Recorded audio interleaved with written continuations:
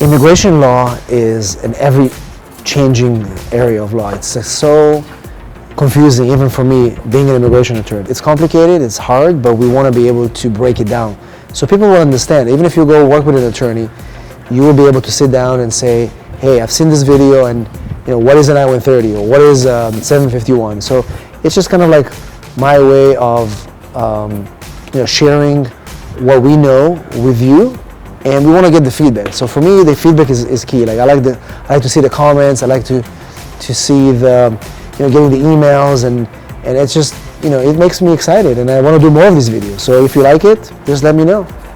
Put it in the comments. So again, you like this video, don't forget to share. I know I said it before, but I really mean it. Sharing is caring. See you in our next video.